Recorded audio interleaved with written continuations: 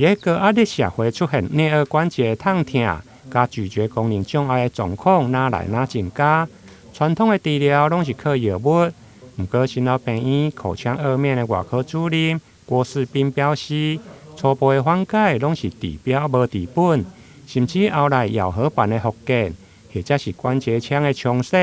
还是大约有一两成，仍然存在顽固性的内耳关节盘的移位。甚至进展性退化性的关节炎，因此新老病院特别到美国精进微创的内耳关节内视镜的技术，希望会用造福患者。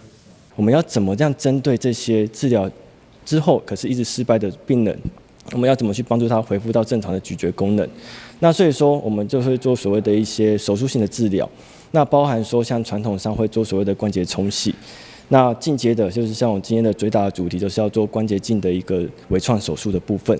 那这关节镜微创手术，它第一个，因为它的关节腔，我们这个关节腔大概2到3个mm，它是一个非常小的关节腔，所以这样的关节腔其实在做手术上非常困难，器械也是相当的一个精密。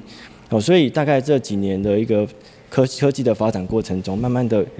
其实这些仪器有达到这样的一个功能需求，可是我们相对在台湾有这样的一个专长的医师也比较少。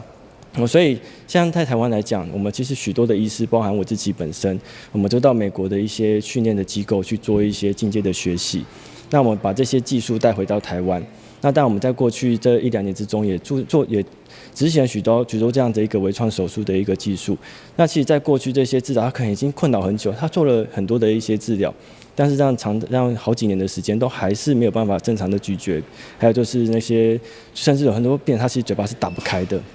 所以在经过这些治疗之后，他们是可以回到正常的一个张口的功能，吃东西可以正常吃东西。我想这个是我们大家最大的一个目的。新老病院这项精进的技术，